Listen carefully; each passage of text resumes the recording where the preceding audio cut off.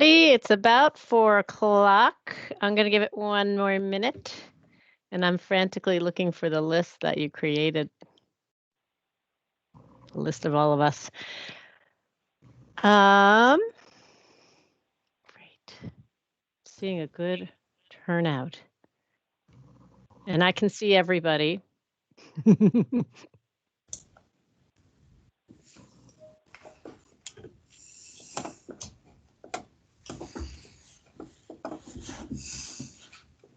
Hi, everyone. Hello. Hi. Hi, folks. Just going to give it one more minute, but I think we're getting close to being all together again. It's exciting. So I'm going to start just by kind of going through the agenda, and I want to just start by saying if you are not speaking, thanks for putting on your microphone or you're muting your microphone so I don't get an echo. So I think we can start recording, Sarah. This is Thursday, March 18th, 4 o'clock. And it is a meeting of the Just Transition Subcommittee of the Vermont Climate Council. Welcome, everybody. I am Sue Minter, one of your co-chairs, and I'll be facilitating today's meeting. I'm going to review the agenda quickly to make sure we're all on the right page together. So if there's things that we want to defer or change, let me know at the end. We're going to begin by reviewing and agreeing to the meetings notes from our last meeting. I'm going to add a little introduction moment where we each get to do a check-in, a reminder of who we are, and I'm going to ask you to try to put a word or a phrase together, a weather report on how you're feeling today. Can think about that. We're going to hear from Jane. And Jane, I'm going to add to that section of our agenda an opportunity for us to meet David, because we didn't have you in the agenda and you're an important part of us and where we go from here. We're then going to have Matt Chapman will, I think, help lead us in the discussion around the open meeting law. We're going to spend a big chunk of time really finalizing our charter, which we began discussing last time. And subsequently, Sarah and I have tried to incorporate your comments in the chat from last time. But we need to finalize that today. We're giving 40 minutes to that. And then we're going to step back a little bit to think about what we learned last time. What we think our takeaways might be from the other states, what we learned from our other states, and where we think that helps lead us in terms of the milestones, the work that we need to do. And Jane's going to include a slide about how we fit into the whole Climate Council timeline. Maybe David will walk us through that, whichever. And then we'll talk about next meetings and we'll have a moment for public comment. I'm going to hold for a second and see if there's something that is missing from this agenda or a change that anyone wants to make to it. Okay. So let us start by approving or agreeing to the content of the minutes of the last meeting. Is there any comment or addition to that or change to those minutes that anyone wants to offer at this time? I don't hear any offerings, but I do hear sound. So can I remind you, if you're not speaking, just mute your microphone. Thanks. We will move on. Then I'm going to assume that that means we're agreeing to our minutes. Again, we're not running by Robert's rules. We're moving through consensus. So we're not going to take votes, but we will learn about consensus processes as we go forward. I want us to just have a chance to meet one another again because this is going rather quickly and we keep growing, but I think we actually are a complete group now. I do want to report back one of the folks who we had suggested had hoped might be able to join us as a member of this committee. Abel from Migrant Justice has determined he really truly doesn't have the time to commit to this intense engagement, but we let him know that he and Migrant Justice will be important as we extend out our engagement connections and collaboration. And I do want to formally acknowledge and welcome Danielle Bombardier. I don't know if you say Bombardier or you'll let us know, who is a trade unionist who is joining us to really help make sure we have labor represented at this table. So maybe what I will do, Danielle, I don't think you got a chance to really introduce yourself at the last meeting, unless I'm not remembering something, but most of us have had a little bit more time to say a few words. So why don't you start and just tell us a little bit about what brings you here, some of your work and passion, very briefly. And then we're going to go around and just get a weather report from everybody so we reconnect. Thanks, Danielle. Thank you. Can you hear me okay? Great. So happy to be here. Danielle Bombardier. I am a member of IBEW Local 300. I've been an electrician since 2010. In 2017, I actually started working for the IBEW as a union organizer and the director of the electrical apprenticeship program there. I'm a member of the Vermont Building and Construction Trades Council. And in 2019, I was elected Secretary Treasurer of the Vermont State Labor Council, AFL-CIO. So I'd say I'm fairly new to the labor movement in general, but I have a lot of energy and passion for the worker, and I'm here to just further the voice of the worker and act as a labor representative. So really excited to be here and meet all of you. So my weather report on how I'm feeling today. Well, I've been looking forward to this meeting.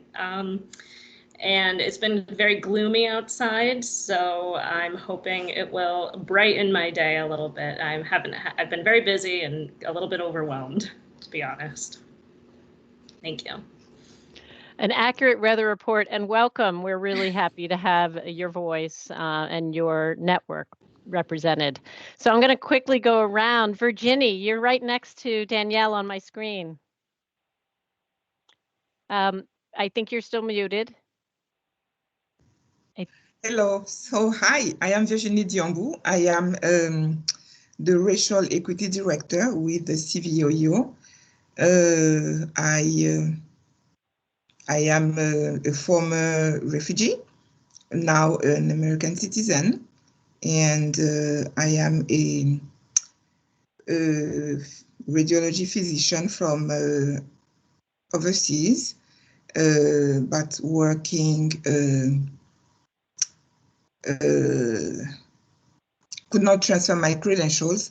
So I worked in a nursing department in one of the medical facilities in Burlington. I did also work at UVM in the Department of Pediatrics. I did work a lot with the New American community, specifically the French-speaking New American community around mental health and substance use. And with the background that I have, I was newly hired at CVU to serve as a Racial Equity Director. And I'm really happy to be here. In terms of how I feel today, a little overwhelmed. I've been really busy, as you can imagine it, because I mean, racial equity is everywhere right now, and I'm receiving so many invitations to attend this and that meeting. So I'm really, really, overwhelmed, but very happy to be here. And I hope I will be able to bring an insight to this group. So thank you very much. Thank you, Virginie. Iris, you are next. Hi, I'm Iris. I don't know if we're doing, I use she, her pronouns. I don't know if that was what we were doing. But I'm a youth activist with the climate movement and a bunch of different groups, as well as working on racial justice. So I'm really passionate about the intersection of the two things, because that's a big area of work. And I would say my weather report for today is just a little bit foggy, just got a lot of things going on and a lot happening. So thanks. Well, thank you for being here at this foggy time, busy time. How about you, Kelly?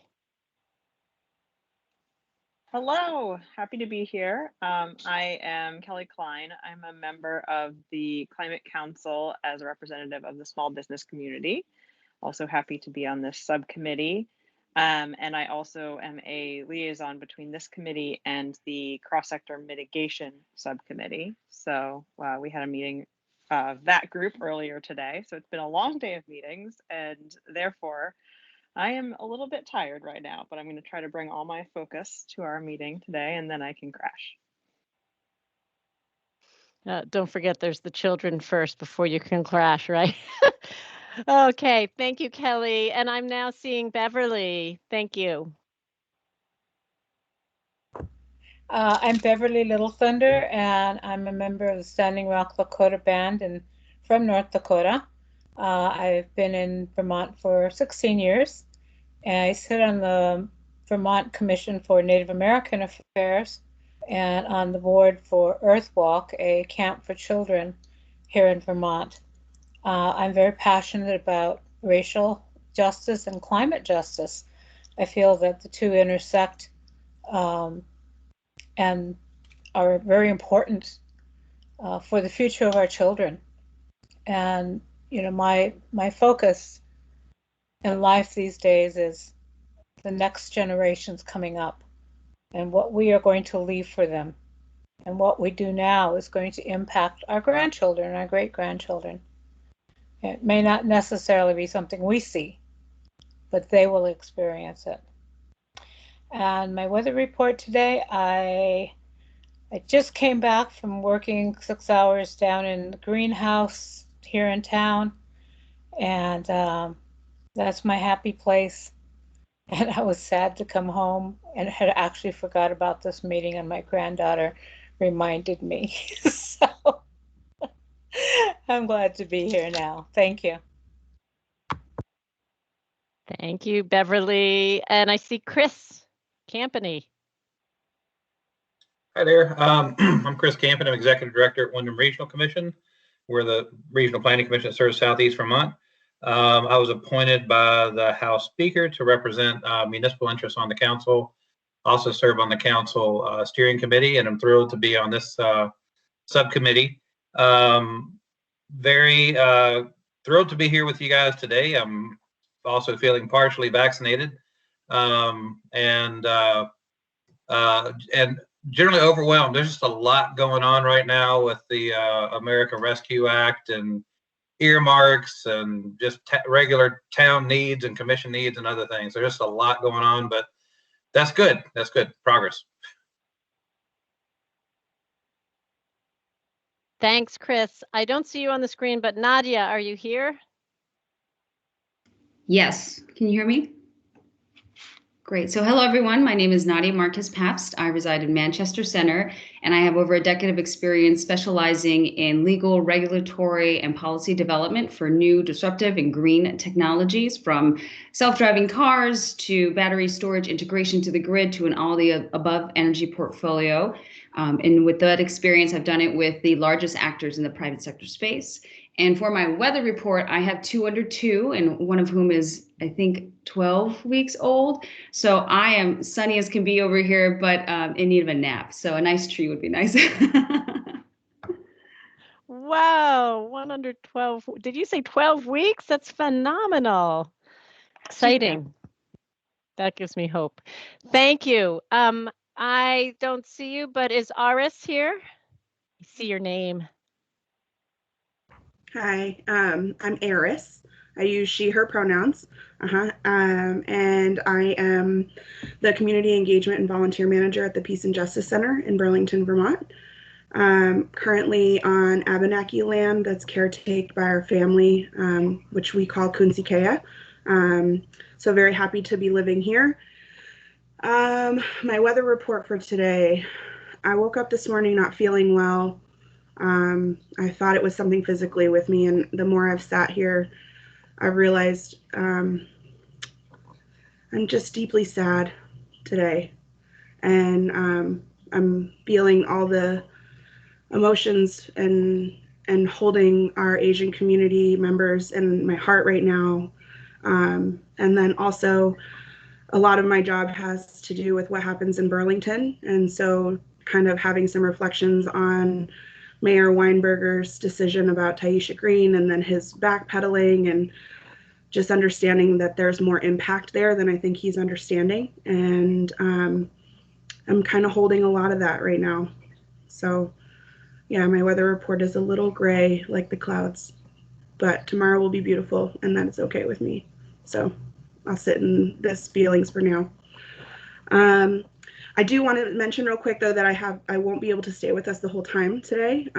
We have interviews. We're currently looking for a new executive director for the Peace and Justice Center, and we do have a very promising candidate this afternoon that I'll have to go interview. So wish us luck. That is exciting, Eris, and I'll try to get that right next time. And I'm glad you got your grandmother here. Yes. And just thank you for bringing us to the presence of the sadness and anger about a number of things.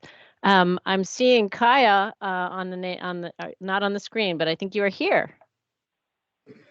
I am. Hello, all. I'm Kaya Morris. I use she, her pronouns. I am the Movement Politics Director for Rights and Democracy, Vermont. Today is a tough day. I am come to this work definitely interested in climate justice and addressing our climate crisis, finding new ways of being because our capitalist extractive models are harming all of us. Absolutely looking at the intersections between race, racial justice, climate justice, economic justice, how they all fit together. It's super, super hard because we are exhausted, and I'm glad that I was able to shift around what I had within my work life to make sure that I could be here. Because that's not something that a lot of BIPOC are able to do right now, to be a part of this conversation. So I'm grateful to be in the room. I'm concerned about the hurdles that we'll have. I'm definitely hopeful, but cautiously so, just in seeing much of what Ari spoke about earlier and so much more that's happening.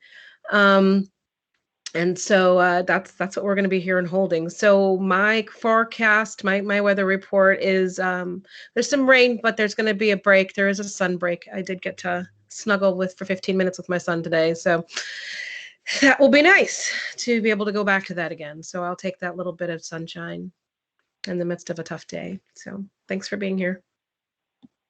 Thanks for the sun that you bring us. I think that is many of us. Sarah Phillips, do you want to introduce yourself?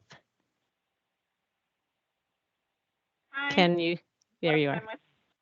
State Office of Economic Opportunity, she, her pronouns. And let's see, where am I coming from today? It is a gloomy day outside. I think I'm also feeling the quickening of spring and the optimism that comes in that. You might see my onion starts behind me in the window here, and just holding space for that in my life and trying to embrace that sunshine. So thank you. Thank you. And Sarah, I don't see you right now, but I don't know if others do. I will keep moving forward to our staff, and starting with Jane. Hi, everybody. Jane Lazorchek, Director of the Global Warming Solutions Act, and I feel misty-eyed. So you guys have all set the stage for what feels like really real conversations. So thank you. And I probably feel misty-eyed because it's been a long day for me too. So thank you for having me here. And I'll look forward to sharing my updates when we come back to that in a little bit. But I will glob onto your excitement about spring, Sarah, because I, maybe unlike many people, love winter more than anything, and the melting of our snow actually doesn't make me happy. It makes me sad. So I'm trying to see the optimism in things like gardens and outside time more too. So thanks. Jane, we share a passion for winter. I'm going to keep moving to Liz Shields. Liz, if you're there, I can't hear you yet.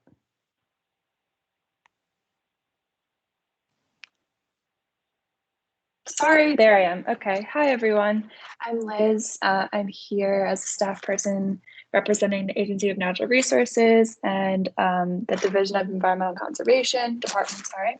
And my weather forecast today, I think I'm the opposite. I'm a spring and summer person. So finding joy in the warmer temperature and a little bit of sunshine and the opportunity that will come with a new season. So thanks to everyone to be here. Thank you. Abby. Hi, all. I'm Abby Willard. I work for the Agency of Agriculture, Food and Markets, director of our Ag Development Division. Also happy to be here as supporting staff to the subcommittee. Weather report, it is gloomy out, but I'm still optimistic for warmer days ahead. Inside and out. Excellent. And Ross. Yes, good afternoon, everybody. Ross McDonald, Agency of Transportation and the Public Transit Program Manager. Really appreciate all the introductions and comments and sentiments. But truly, there are silver linings with our clouds that we're addressing, and I'm glad to be part of the process. Thanks. So I know we have other members of the public, and I'm going to ask you to introduce yourself at the end of the meeting so that we can get forward in our meeting. But I did want to recognize you at the end as part of this connection that we're all making. And I did want to just make sure that I'm not missing anyone else on the committee. I'm looking through the guest list. Speak now. Jennifer was here and then she had to leave, so I don't think she's made it back yet, but she'll be rejoining us. Okay. And I'll just complete the circle by saying I am Sue Minter. I use the she, her pronouns and director of Capstone Community Action. And I also feel the grayness and the for me, discomfort and sadness.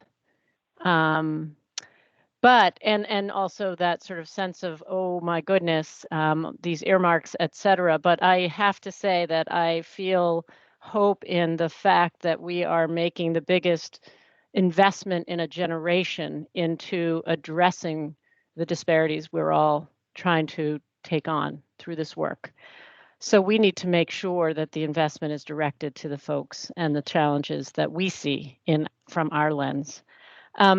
I thought, Jane, next you have the floor, but would you like to start with allowing David to introduce himself and his role in our work? Yes, thank you very much for the floor. And I will introduce David and then hope that David can speak to his role here with all of you. So first and foremost, for you all, there are some contractual services available to the subcommittees. First and foremost that we've gotten underway is facilitation. Consensus Building Institute was already working with the Climate Council on facilitation efforts through a sole source contract. We put that work out through an RFP for the long-term facilitation of the Climate Council work. We got 5 bids, and Consensus Building Institute was far and away our preferred choice, not only for their relationship that they already had with us, but for many strengths that they brought to this process. Their expertise working with other states on this, as well as just ideas and perspective on how to help make the process work in a good fashion. And so I'll say that David Plum, you're lucky. He is the lead facilitator on this project. He will be facilitating the Climate Council meetings as well as the steering committee meetings. And then there's additional staff capacity brought to bear for the subcommittees. And they've done a thoughtful approach in putting facilitators to represent where there's cross-pollination, a need to collaborate amongst subcommittees. So Pat Field will be facilitating both the Ag and Ecosystem subcommittees as well as the Rural Resilience. And then Catherine Morris will be facilitating cross-sector as well as science and data to be one more sort of person in on those meetings to help provide strong foundational work for the work of those subcommittees. And David Plum, who's with us today, is here and will be available as a resource for this subcommittee. And David, maybe I'll invite you to introduce yourself, your perspective, your experiences, as well as maybe just sort of share a little bit of the detail of how you see the ongoing relationship with subcommittees, knowing that we don't have space in the contract for you to be at every subcommittee meeting, but setting the foundational work and how you see that playing out. So thank you, David, for making the time today. Well, thanks, Jane, and thanks everybody. It's really nice to be here, and it was great to have those introductions as well. That was really meaningful. So thank you all. Jane says, my name is David. I'm actually based in Portland, Maine, and where I also grew up here in Portland, in New England. In our role in the subcommittees like this one is to provide support where it's needed. We're not going to facilitate every meeting of this. We're not going to walk in the same way we'll be walking with the full council. But we want to be helpful in key moments. And so we'll be taking cues from you all about that. And I'll be taking a cue from you all about that. And what we've talked about is, as we get going, this foundational moment right now of trying to figure out your path as a subcommittee and where you really want to have a voice in the process of building a climate action plan. This may be helpful to have me there in part to help guide some of that conversation and provide some perspective from everything else that's going on in the council process. So that's one area. As you move forward and try to be engaging with broader publics and other folks, if you need help in designing any of that kind of engagement, we'd be happy to be thought partners with you and how to design thoughtful public engagement. That's something we do quite a bit, and increasingly with a very strong equity lens on that. And then finally, as you are trying to build some recommendations that would be lifted up to the full council, perhaps I can be helpful in that stage as well too. So we're here to provide some support to the subcommittees and would welcome your guidance where you think that'll be the most useful. So that's what I'll say for now. And you know, I'm happy to help chime in to the extent, particularly as we're getting going today and trying to figure out your path and how you fit in and where you can really have a strong impact on how this this subcommittee can have a voice in shaping the overall climate action plan, which is the sort of mandate overall of the Climate Council of Vermont. So thanks for inviting me into this conversation. So I can pick up on some other themes and updates, but I also want to provide the space if that brought up any questions for anybody, for myself or David.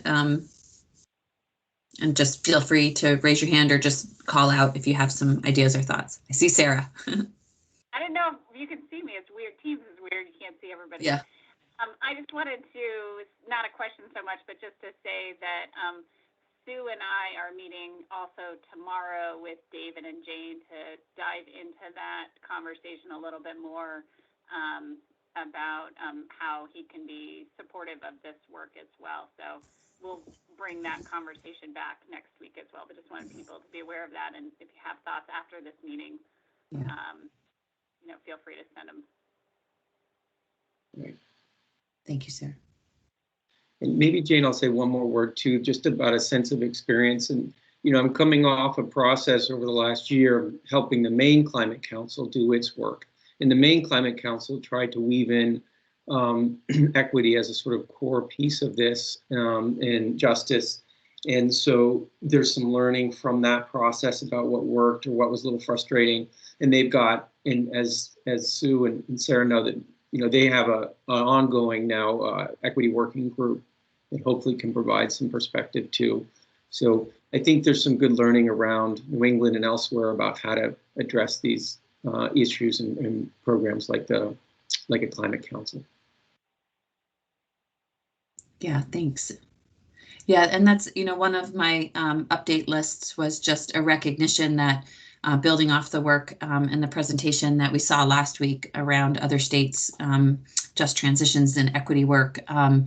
I did finally had a nice chat with my counterpart in Maine, and specifically used that conversation to focus it around the just transition component of the Maine work. And so we can save that to another date, but there are interesting lessons learned from Maine about their approach, because while it was and is an integral component of their climate plan, their approach was different than we're taking at the onset. And so I think that David's relationship with that work can speak volumes to that also, and I can share some summary around that too when we get to that. Moving on from this, though, a few other updates. If there's no other questions, I'll let you know the other contractual services moving forward, and thank you for many of you for your thought and time in reviewing the proposals.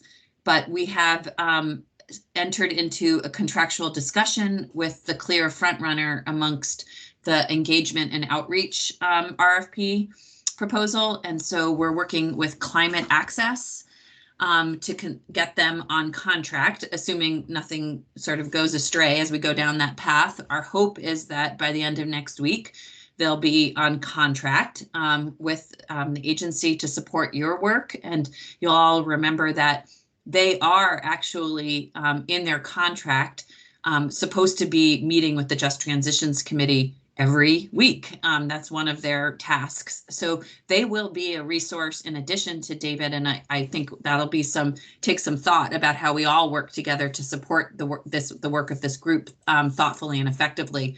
But they'll be available to this committee, and we've invited them to join not next week, but the week after, to really engage in a thoughtful conversation around the engagement that you all want to do at the front end of this work. As well as other topics. And also our Director of Communications for the Agency of Natural Resources will also join that because her and I are both managing that contract. And I think that Elle will be an ongoing resource beyond that contract to think about some of those issues and outreach questions for this work and beyond. So they're invited to, I think it's the April 1st meeting. So that can be a great teed up conversation for that. And two small updates that I just see as of importance and specific interest to equity and availability for access for the public is, and I don't even think I've had a chance to tell David this yet, but we have finalized a public portal for comments and input for the Climate Council work. That's been sort of a sticking point around, like, is public comment at the end of these meetings really enough for people to, voice opinions? And we wanted to make it easier for people to submit comments, for us to have documents shared. And so, mindful that we'll be developing a website for this work, we still wanted to put something and stand up something faster than the website. So the Agency of Digital Service has put something forward sort of modeled on the way the public portal worked for the Climate Action Commission a few years ago. And so that will be, they'll be showing it and demonstrating it to us next Tuesday. And then hopefully we can stand that up with the steering committee and put that out for everybody in the next week or two. So that's really great, and one step closer to having more open governance and people to participate. And then I know Chris and others have, in particular, have raised the issue of Teams and what that means for the public participating, and how Zoom is a preferred platform.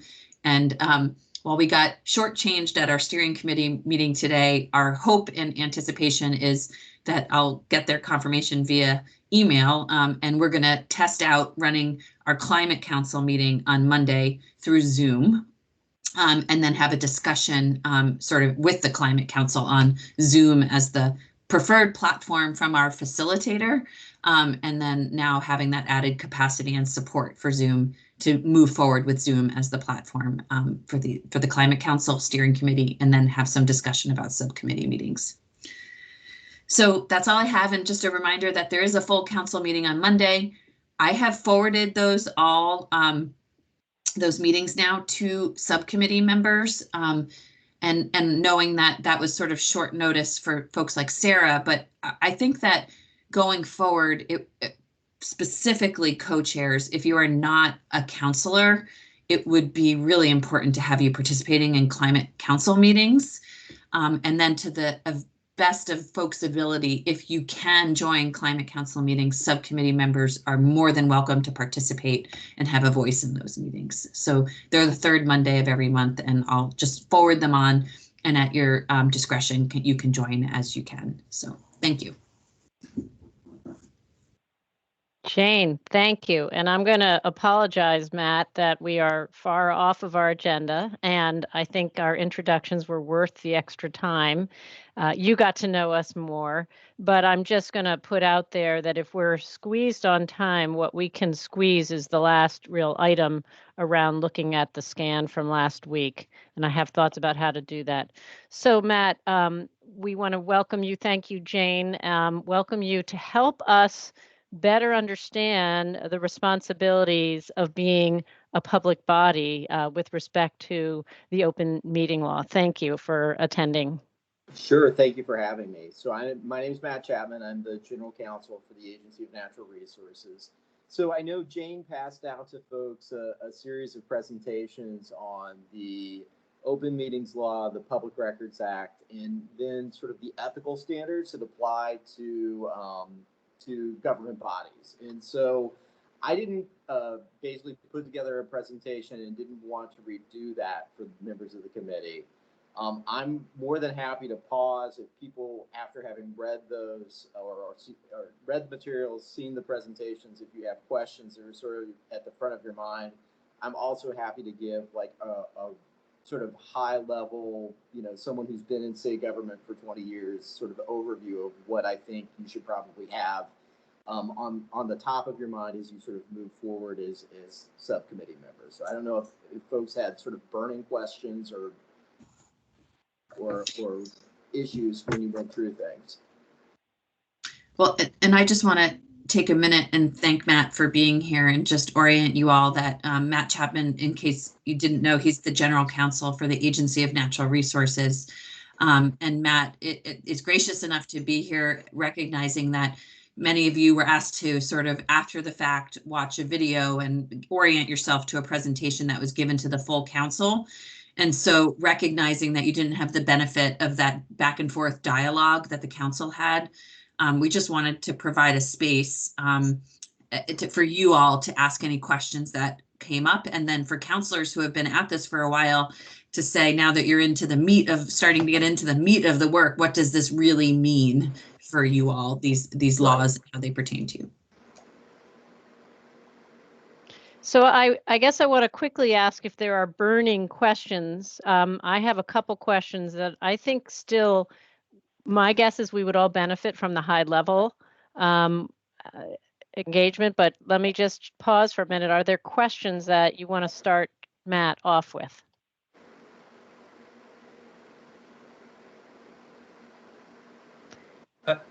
This is Chris. Matt, you may particularly, for folk who aren't used to the public realm, you may want to particularly cover use of email, because it's kind of counterintuitive about how that would be a discussion as opposed to or information sharing. Why that can, you have to be careful about that.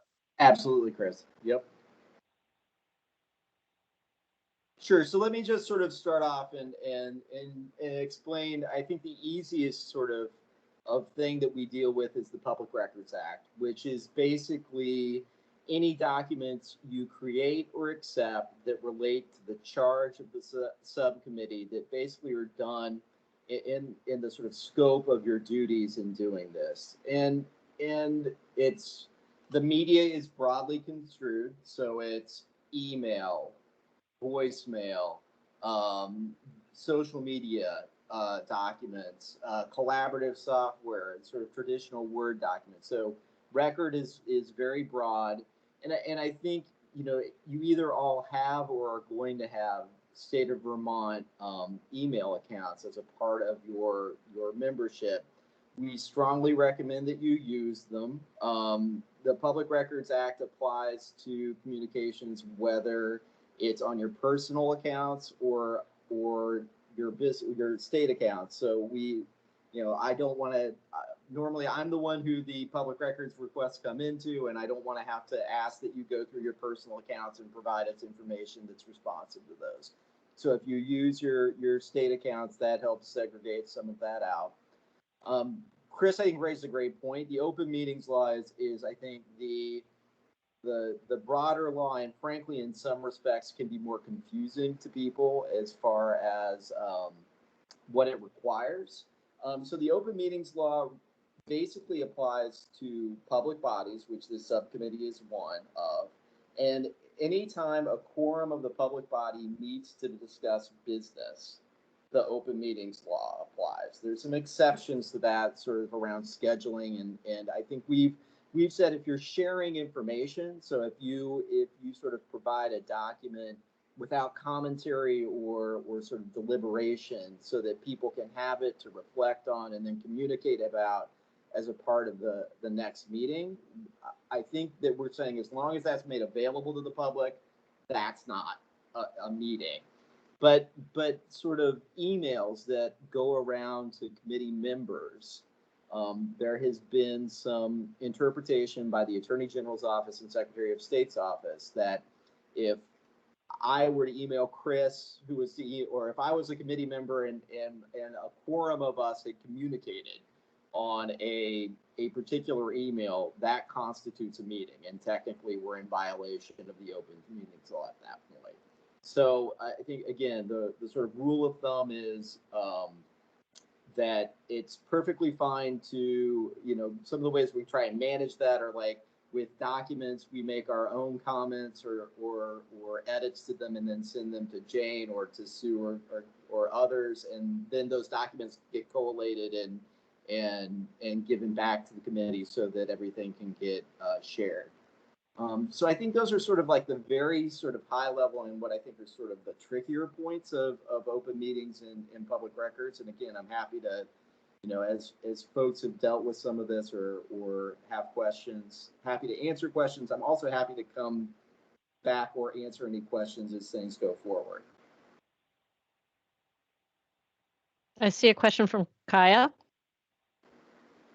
Thanks. So just to remind folks as well, right? So chat windows, those are all discoverable. Text messages, those are also considered discoverable too, right? Absolutely, okay. Yes. Okay. And did you say voicemails? Because that's the first time I've heard that. Yeah, well, yes, basically, any communication that's associated with business is technically speaking a public record. Chris. And Matt covers this in his guidance, but this includes a lot. I work for a public agency, and so I'm using public equipment, even though I'm using my private phone. But if you're serving on these committees, all of your private devices, right, Matt, are discoverable. I mean, so whatever you're using to communicate and doing work with this council is potentially discoverable, right? They are, and again, I think that's why we've been sort of asking people to focus on using their state accounts and using state information when you go through this. And I think it's within certain bounds of reason, but yes. And I just want to make sure, it may seem strange to many listening to this for the first time. We mean discoverable, meaning if there's someone who's unhappy with something that's being done or said, they can ask for a Freedom of Information Act, a FOIA, Freedom of Information Act request for all documents pertaining to whatever the topic is, which means that any email that you're on, any text message, anything, you're going to have to actually make available to maybe Matt for the purpose of responding to this record request. That's part of why they've given us this partner email that makes it very easy. Everything on that email, they can just go in and grab. But everything in your email, anyone can go in and grab. So just like, you learn having been a public official, don't write anything in an email or a text message that you wouldn't want on the front page. Right. Kaya, and then did I get Chris? Kaya? I think Dave was on there before me. Okay, David. Yeah, I was just going to say, having been in a lot of these processes, I have two big mantras always on this. One mantra is anything you write or put in anything in a text about the business of this committee, assume it's discoverable. And so anything you do is potentially discoverable, or any draft document, anything, right? Mm-hmm. Yeah, that's the first mantra. Assume someone could discover it. And the second mantra is never hit reply all unless you're talking about a meeting time, right? Yep. Never hit reply all, because then you trip up the public meeting requirement, right? Because a reply all is all of a sudden a discussion. So those are my two mantras. Assume everything, even if you're just the two subcommittee members are texting each other about this work, that's discoverable, right? That you're not breaking the open meeting law, but it's discoverable. And if you reply all, you're breaking the open meeting law. I think that's a great summary. Kaya? Muted. So thank you. So I'll turn my camera on. So as a function of my work duties, I'm on a number of different coalitions, which also includes some members of both the Climate Council and these subcommittees, right? So two things. Again, what's the magic number for quorum? And does it count for any? So is the whole family of subcommittees and the Climate Council considered in that quorum number, or just this committee? That's the first question. So the first question is, you count the quorum of the subcommittee. So if there's more than 50% of the subcommittee on the call or email, and I guess I would say, and I think this is also a challenge.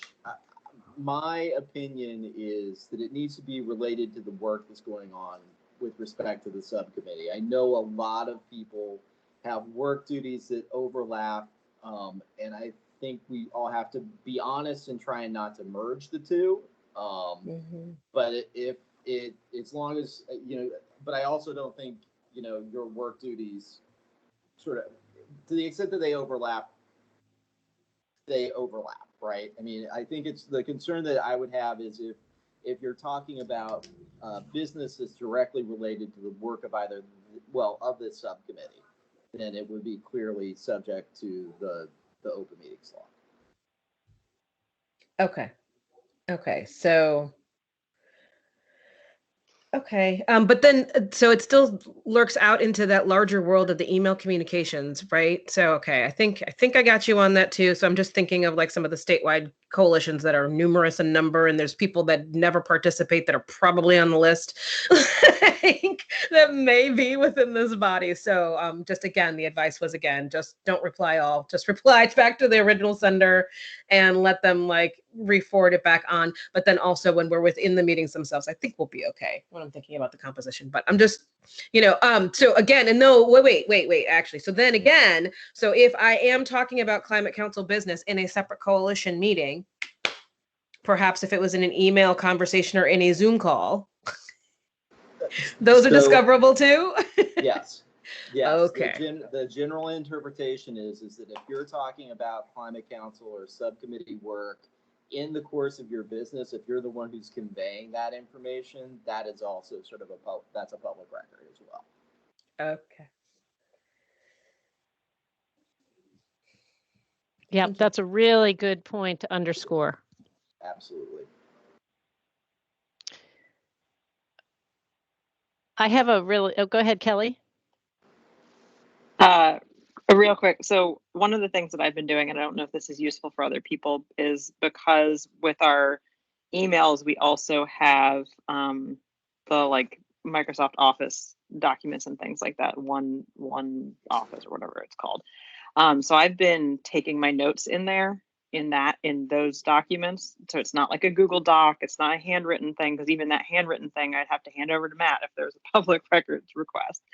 So I've been trying to keep everything in this Microsoft suite that they gave me with my email address to try to keep it really tidy. And of course, then I'm also aware that whatever I put in my notes, someone could discover. So, I'm not going to put snarky things about somebody in there or anything like that. Not that I would put that in my notes. but that's how I've been trying to keep it all separate. And I found that that's helpful for me, is just saying like everything about the council, all my thoughts and things go in this Microsoft account that I've been provided with, and anything that, you know, and then anything that goes into my personal email I would also CC my other email address and try to say, like, if someone emails my personal email about the Climate Council, I might even say, oh, this is public record, I'm going to forward that, so that I don't have to go digging in my personal email if something should come up. So I don't know, Matt, you can also tell me if that's off base, but that's what I've been doing to No, I actually think things. that's great. At least from my standpoint, it helps make it incredibly tidy if we ever get a public records request, that you have everything there and you don't have to go searching elsewhere. Great. I want to just do a last call for questions because I do want us to move forward in the agenda if we can. I had one sort of logistical question, and then I'll ask you, Sarah. Mine and David, you might be able to help. Like, if we ever have a Zoom or a team and we break into 2 or 3 so that we can have really intensive conversation, how do we do that and not somehow deny access to the public in our meeting? So in Zoom, if you're doing breakout rooms, you're in a Zoom meeting, you're not in a Zoom webinar, and the public could follow you into those breakout rooms. If you're doing a Zoom webinar where there's a differentiation between attendees and sort of the participants or observers, then you just wouldn't have any breakout space anyway. So that's how we've dealt with it. You make it available for the public to follow you into the breakout rooms if you're going to do that. Okay, thanks. Sarah? Yes, thank you. And just so everyone's aware, right now we have 13 members on our subcommittee. So the quorum on that would be 7, I believe, unless somebody wants to correct me. And I think my question actually was more related to having served on different public councils and commissions. My understanding was that we always took attendance at those meetings of everyone who was present, and that was recorded. And I did see something in some of the training around that, and I don't know that we've been recording our attendance in our minutes, or if because it's in the recording of the meeting, if that's sufficient, but we certainly haven't been capturing in any way who our public members are that are attending these meetings. And so I'm wondering how, if at all, we would approach that, or if it doesn't matter.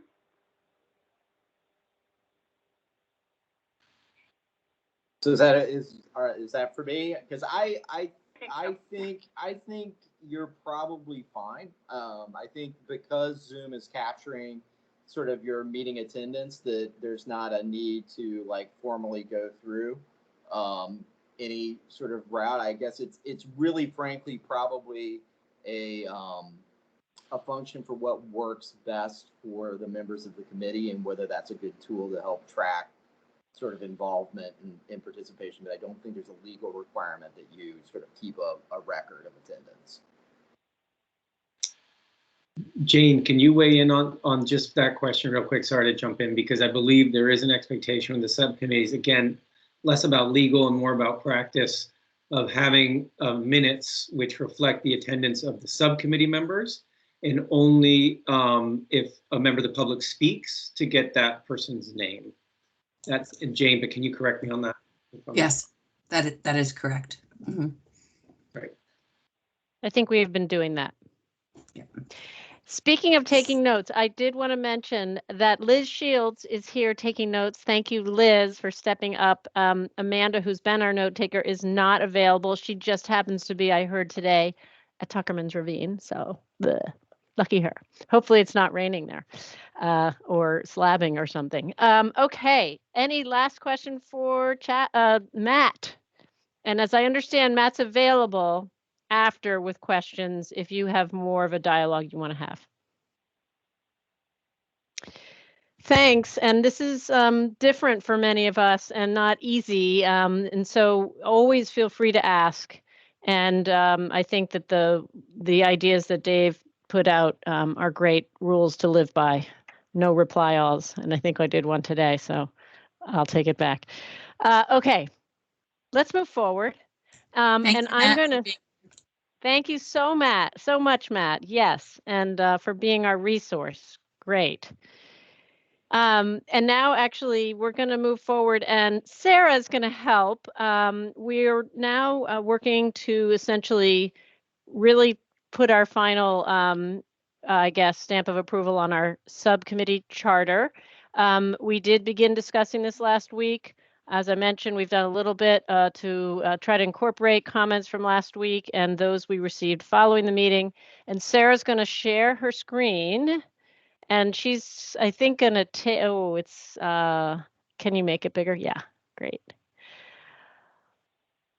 Sarah, would you be willing to sort of talk through where we are with this? And yeah, sure. So just to say, Nadia, thank you, Nadia, did track some changes. So some of these track changes came from Nadia for consideration today as well.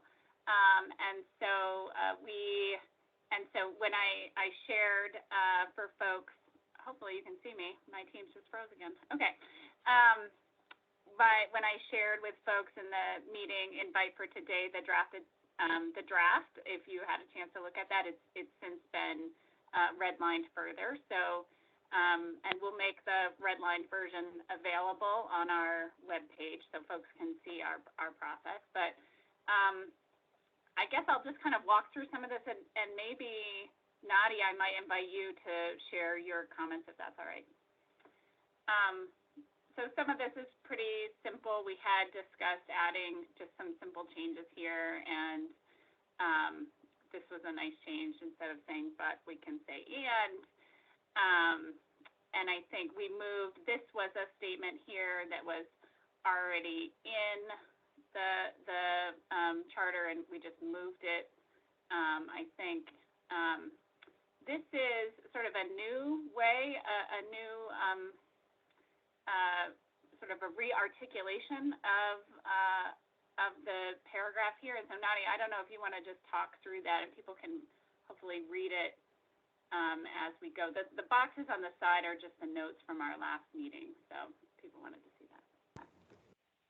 Yeah, absolutely. And in our last conversation, Kai had a really great point that we really need to, in addition to working from the state of Vermont's equity impact assessment, to really find a foundation in the environmental justice framework. So the language that I've incorporated here is a reflection of that necessity that talks to the ways in which we want to integrate participation from all Vermonters, as well as looking at the historical factors that have contributed to inequities in the system. And again, making sure that we incorporate that very important aspect to our work. And Kai, I know that this was something that was of importance to you. So if you have anything you'd like to add to it, we'd welcome that.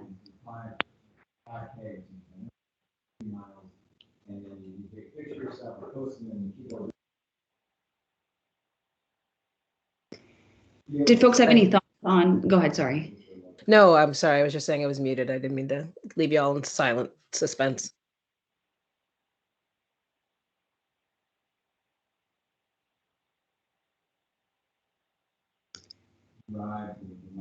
Sarah, you're muted. Sorry. Oh, I'm sorry. Chris does have his hand raised, so before I move on. I just, in the paragraph we're looking at now, the Just Transition Subcommittee will further rely upon an environmental justice framework. Should we also add economic justice?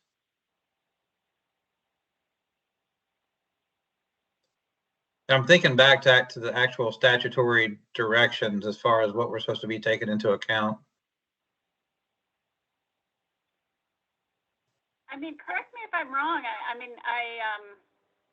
I don't feel like this is my area of expertise in any way, but in my mind, an environmental justice framework incorporates racial and economic and social justice into that framework. I think it's part of what that is, but others certainly jump in if I'm not opposed to strengthening the language, but.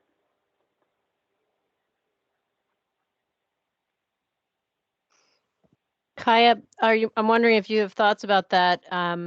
I share Sarah. I'm not Yeah. really well versed in what the framework of environmental justice, if it is incorporating economic justice already. Mm-hmm. Well, I mean, while environmental justice actually means different things to different folks. So it's best for us to try to define it for ourselves. So because as you even saw within the statutes and some of the different statutes that have been pulled, in some places environmental justice looks like environmental equity, and in some places it has a deeper analysis. So yeah. So I mean, I would like to see things called out a little bit better. I think that we have room to, unless we have a character count we got to worry about. I feel like we have the room to be able to do that, to expand that out a little bit. I agree. I'd rather we err on the broader side. I do want us to remember this is a charter. I don't think it is everything that we plan to do has to be contained within here, but it's, I think, in sort of trying to set forth our role and goal and purpose. But I think I personally like the idea of calling out equity or an economic justice as well. I see a couple of hands too. I think I saw Kelly and Nadia, but first, Kaya, did you want to respond? No, I appreciate that. I'm sorry. And then I'll step back. I appreciate that. What I did want to see in here, so that last sentence in the first paragraph, through this framework, the subcommittee will promote tools and strategies to eliminate unfair, unjust, and inequitable conditions and policy decisions. I think I'm still looking for something that talks about repairing the harms. I'm still looking for a reparative statement in here somewhere, and I'm not seeing that. Like we're still trying to hit equity without actually doing the reparations, like bringing about that healing. You know what I'm saying? So, yes. Sarah, yeah, I remember that's somewhere. That's right. So it's hard to see. Sorry, it's redlined here, but so I can pull it out here, but Nadia was offering sort of a shift to this paragraph as a whole. Sue and I had incorporated some of that statement, and I wonder if the phrasing here makes sense, just to say, and that future policy decisions must acknowledge past harms done and seek a path forward, which is reparative and restorative. I don't know if that language that speaks to the intention you're naming there, Kaya, but we can certainly reincorporate that. Maybe I'll just highlight that. But from what I see, I remember us talking about that, but it looks like it's cut as opposed to, well, and then it has a blue underline, so I'm not sure. Yeah, only because when Nadia did her edits, it track changes. So don't think that we can definitely pull it back in. It's there. Got it. It's there. So we want to incorporate those concepts. They weren't meant to be deleted. I want to acknowledge Kelly and then Nadia. Thank you. So back to just one subject earlier, just about what is environmental justice. I think it would be helpful for me, at the very least, to have, if we could try to have a list of the different categories we're considering and who we think are the most vulnerable risk communities, particularly in Vermont. So sort of having that list so we can keep bringing it back up, because I think there are a lot of different communities that we want to remember and have in the front of our minds, and it's feeling easy to have one sort of slip away as you remember another. And so yeah, if we could try to generate a list, and of course once you do, then you're probably going to leave someone out, but I feel like it would still be helpful that we would be less likely to forget folks who we think we really need to pay special attention to as we do this work. Thank you. And I just want to ask, are you referring to sort of listing that here, or that we begin to define for ourselves as we proceed more of that? I personally would not want to try to define everything right here and right now, because of the point you just made. We may leave something out. unintentionally. But I agree, we need to further define as we proceed a number of things. Yeah, I think you're probably right that trying to get it into this document, which we want to finalize quickly, is maybe not a good idea, but trying to start that kind of list in a place where we can keep referring to it, I think I would find that helpful. And maybe if we can sort of acknowledge this as a working document, and if we realize as we start digging that there's like a whole community that we somehow overlooked, and we really need to make sure that they're, you know, they are vulnerable and overlooked by lots of people, like, let's bring that in. So yeah, I think, yeah, it doesn't necessarily have to be in this document because we do want to keep this moving, but I would find that useful in the long run. Yeah, thank you. I see Nadia, or I want to acknowledge Nadia. Thank you.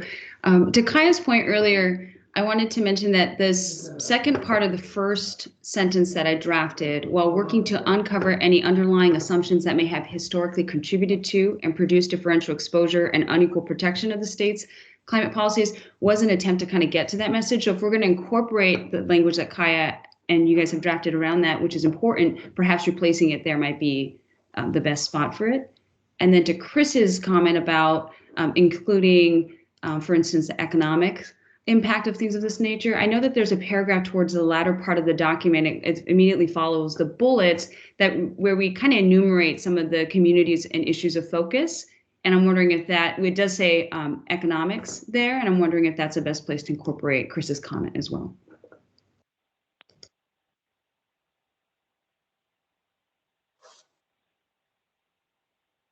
Sarah, are you following? Yeah, I am. Sorry, Chris, you're making your comment in the chat box. I didn't quite catch that. So, yeah, I did catch Chris's comment earlier from last week. Thank you for putting it in here, and we did do that. I didn't know if this was sort of language that worked and was maybe more encompassing, but yeah, I'm curious what other things. I am following, and so the statement that Nadia made would be maybe to take this section right here and instead move it up to here, incorporate it in here. Yeah. So I can do that if people want to see what that looks like. Yeah, why don't we try that, and then we can see how it looks and feels. And I just want to mention that I can't, for some reason, see the chat. I see a little a pop-up tells me someone's chatting, and I can't open the chat box. So I just wanted you to know in case there are things, but I know Sarah follows the chat miraculously and gets it all somehow. Again, I want to just remind us that the point that Kelly made is so key, and I think there's so much definition that we actually need to make and have. And I especially thought a lot about that when I reviewed the scan materials from last week and how the different states did things. And it evoked a lot of thinking on my part about what our work is. But I don't want us to feel like we have to solve everything here, because this is a guiding framework document. And I know we're already apparently a week late in getting this done. And so while it's a statement about where we're going and what our purpose is, it isn't all inclusive. At least that's how I feel about it. But on the other hand, all of this conversation is really valuable. So what else are people thinking, and how does that look to people? I like Nadia's statement actually, and they're kind of like framed slightly separate. So what if we just added it as a statement here? I think it works fine that way. We just do this. Yeah, I think adding, because as Kai said, there's no limit, I don't believe, on our characters, on the number of characters. I don't know if David, Plum, or Jane have any reflection on, is this getting too wordy and too deep, or is this what you expect of us? You've been looking at the other ones. I do not. I think it can be as wordy or complete as you as a committee want. And what David has really kicked home for me recently is I also don't feel like this has to be a hard and fast milestone. I think we want to get this as good as we can for now to move into the sustenance of the work. But I also think that, you know, we wanted to capture the majority of the work, but nobody's going to be saying, oh, wait, you said this exact, if this can be thought of a little bit as a living and breathing document to the best of the ability of the group. That's great. I like that thought. Nadia, do you have another comment? I see your hand. No. Anyone else we know there's others reading and thinking. Are there anyone who hasn't spoken have any thoughts? Shall we keep it as is and proceed? I just want to ask, is this a living document? Can we add and subtract things as we go? This is David. I'm happy to weigh in. I feel like it's a great question, and this should give you enough guidance to get going on the work and have a sense of where you're headed with this work, and that the full council understands where you're headed as well. That's the goal of getting it done now. And that doesn't take away from the fact that as you get into the work and you realize you need to adapt, yes, it's a living document, you can adapt. It should be at a clear enough place that you have your own clarity about what the heck we're doing here. And the council also understands where you're trying to take this work and how it fits into an overall process of developing a climate action plan for Vermont. So that's what I would say. I would say, Virginia, yeah, absolutely. This can be adapted, and you can change this, and it still needs to give you guidance now, and the council needs to feel like it understands where you're going. Thank you. There were some other changes I just want to highlight if we want to move past that section. So just to say, I thought this was a great piece that Nadia suggested after our conversation the last meeting, which really, I think this came from, well, Nadia, I should let you speak to including it, but I liked this. I'll say I liked it because it really spoke to the need to look at data. When we looked at the scan across New England and saw how people were using data, I thought this really spoke to how that mapping pieces fits into our work. But Nadia, do you want to just share a little bit there? Absolutely. So one of the takeaways I had from the original draft, as well as Ellie's presentation, and finally, I believe what Chris Company was really trying to focus in on, this whole big picture and systemic issues that are impacting our work on the Just Transition Subcommittee, is really ensuring that everything that we propose to other councils is not only something that is reached by consensus within this group, but is founded in the needs that the Data and Science Subcommittee have validated for us, such that if there's pushback, if someone says, well, why are we investing in this region of Vermont, or why do we need to take into consideration the BIPOC community, we can fundamentally say, we've investigated this, we've validated this, this is of importance to our work as well as to the state of Vermont. One question I had about this that I wonder if we actually want to put out there, I kept thinking about with the scan from Ellie, is mapping. And I wonder if we want to put it out there. It is a piece of data or a way to present data, but I wonder if we actually want to put it out there, because it's going to take real resources. And I know we heard that there's some mapping research and development underway at UVM and maybe also at the law school, but do we want to mention mapping, or do we think just saying data is enough? My sense is that the Data and Science Subcommittee is going to be of service, just like we are, to all the subcommittees. So in drafting this, I really wanted to formalize a relationship so that there were clear expectations, not only from our subcommittee, but from theirs. So if we can integrate more explicit guidance for them on how they might be supporting us, I think there's only upside to that.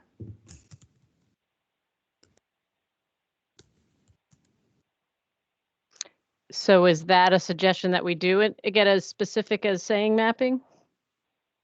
For me, I think the more explicit we can be on setting expectations, the better. I'm curious, David, I think that Maine did mapping. I think all of the states have. And if that's true, what is your observation? Is that pretty critically important?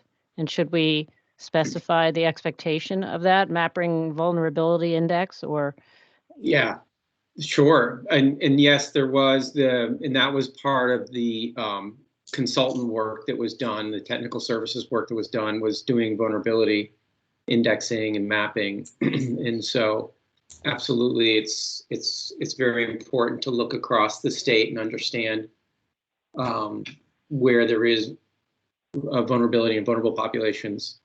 When you cross that, economic vulnerability, climate vulnerability, all other layers that you want to put on that. I don't know how to spell indices, but okay, somebody else can do that. Don't ask. Not a strong suit. Index. I wanted to say make it plural, but I don't know how to do that. I'll fix it later. Is that sort of where that would fit, folks? I think that's where that would fit in that statement. Right. This is just to put a pin in something, but I wanted to let you know that our agency, A&R, is going through, ironically, at the same time as the work of the Climate Council and the work of this subcommittee is embarking on ambitious equity and inclusion work as well, because we're out of compliance with the requirements of taking EPA funds in that work. And we're taking on this huge contract to do that work. It has these public engagement points around that overlaps with the public engagement work of this timeline. And so I think I was just talking about it with our deputy secretary about how we're going to have to sort of coordinate that work as well. Because as we go out to the public and engagement and talk to them about these issues, many of them won't see distinctions between A&R and A&R's mission and work and the work of the Climate Council. So it's going to be important to coordinate that too. And I just want to underscore, yes, that, and we've talked about the energy plan too, and that work. But I think the reason it's important for this committee to be thinking about mapping is because who gets noted and what we're looking at in that map is very important, because it can be a direction, it could direct resources. And unless the equity lens that we are going to create or establish the principles of is fundamentally included in that mapping, the very people and communities we're worrying about may not be noticed and prioritized. So that's why I guess having our lens is so important in this mapping exercise, that I think any direction of how do we think about what we're doing has to include mapping. But I'm a planner, so what do I know? All right, let's keep going. What else is missing? May I? I'm sorry, I did have my hand raised. I apologize. So sorry, I couldn't see you, Kaya. No, it's all good. I lost where the hand was on the screen, so I feel you on that. So I'm still looking at this, and I'm still seeing a concern that I have. If not for the work of someone like Bindu Pandakar, who is taking down to a census level to identify racial disparities, these current maps that we've been using have not been asking those key questions. So there's really, really key there's key data that we're missing. So I don't know how we make, again, I know while we did state this in kind of the above paragraphs, if we're thinking about also using the mapping as a foundational tool for our guidance as to, as you said, directing funds, as other people have talked about that there is an expectation, that data will not be complete if it does not break down even with a greater fidelity than it has been around what those racial disparities will be. So it's just not a question we've been asking, I don't believe. So I just wanted to name that. I fully agree. I think that's what I was trying to say, but maybe what you're saying is we should name it in this statement that inclusive, maybe we need to say inclusive indices and mapping. And we can define what inclusive means based on the definitions we evolve. I don't know. Maybe that's a word. David, suggestion? I think you can name it the way it's being said, which is in how to fill gaps in data that allow you to have a clearer vision of the equity and justice issues across the state. So you can name that as part of your charge here, is understanding how those gaps would be addressed. Because if you know that they're there, you can just say that's what we want to do. We may not do it by December 1st, right? But this is part of the story here. There's going to be a set of conversations that, particularly in this subcommittee, that far go beyond this December 1st deliverable on the climate action plan, right? And that's going to be one of your tensions as a subcommittee, is these are really important conversations that have a projection into the future. We also have these conversations we need to do to be aligned with the work of the Climate Council in their December 1st deliverable.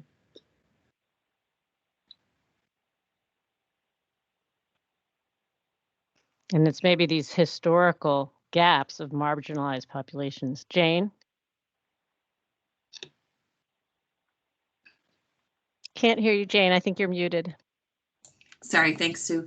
I was trying to paste this into the chat so I didn't have to take up time speaking, but one of the things why I brought up that other contract is it includes the development of a mapping tool for these purposes, and I see very much, and they're asking for like that mapping tool to be available to all of you and for you all to have input on what that looks like.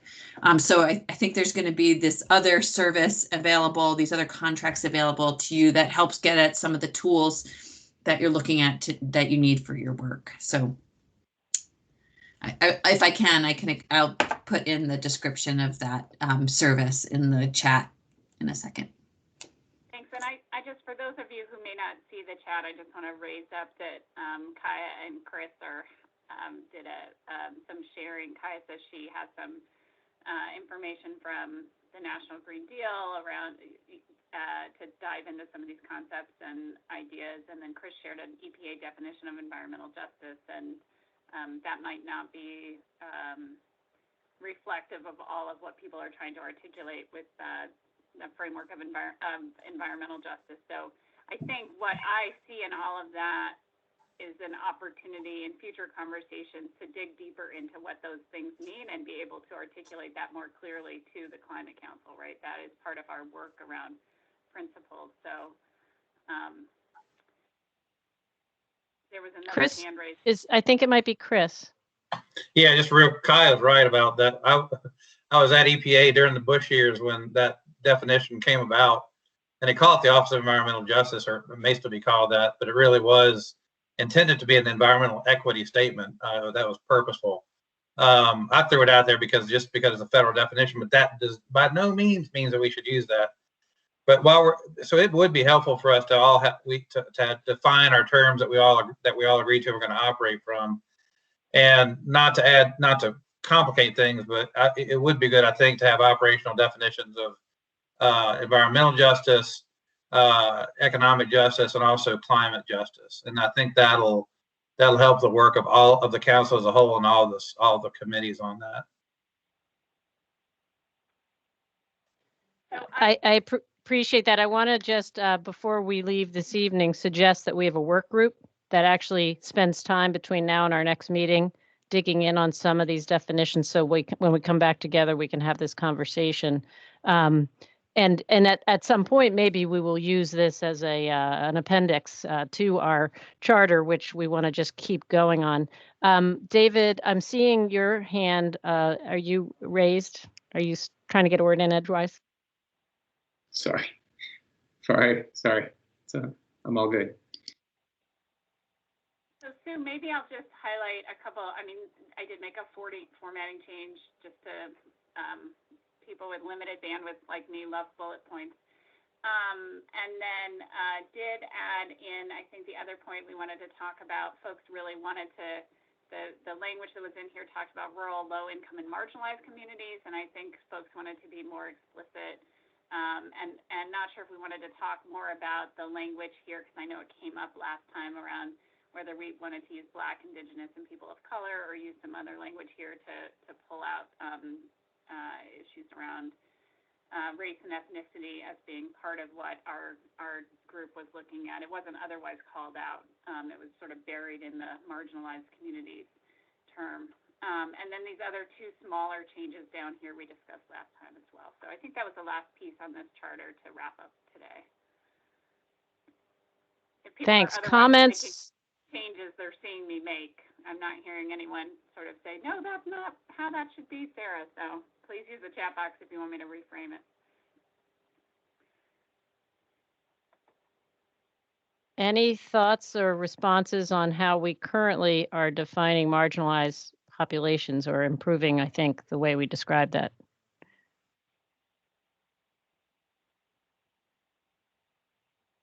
Okay, I'm not hearing any changes, so I think we will proceed.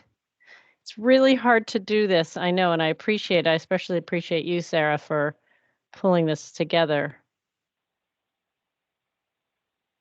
Yeah, so I can,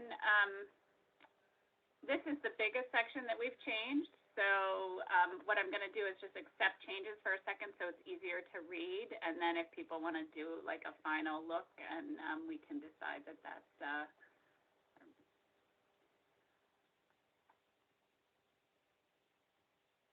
oops, there we go, looks like that. So these are the sort of two biggest changes of biggest paragraph.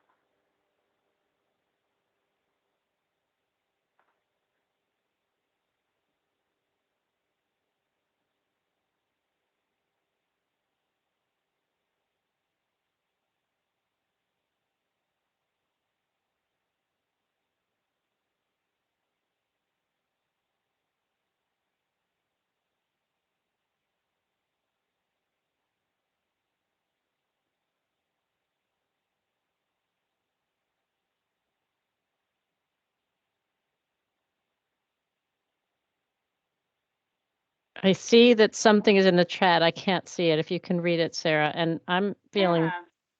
So Iris has said, can we talk about this statement free of bias? So that's in the first paragraph. This is in the draft that came to us. So that we will further consider job, economic, demographic impacts of various proposed recommendations set forth by other subcommittees to establish equitable policies free from any form of discrimination or bias.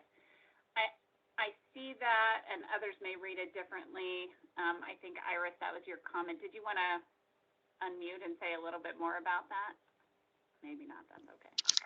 No, that's fine. I think that's unattainable to be free from bias. And if we put that in, we might be setting a standard that's loftier than the rest of this. So, and that lets us like say we're not going to meet it. They're just goals. Sure, I think it's aspirational, but I really appreciate your comment. I certainly think the sentence can stand with or without those two words, but I'm curious what others think.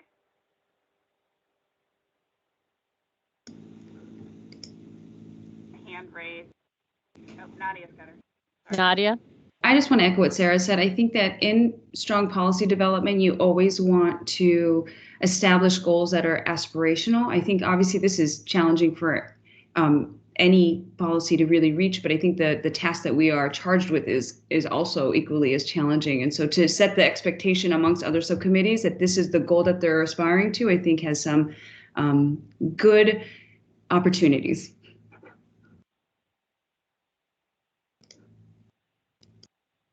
Chris, do I see your hand raised? Not intentionally, sorry. Okay, Kelly.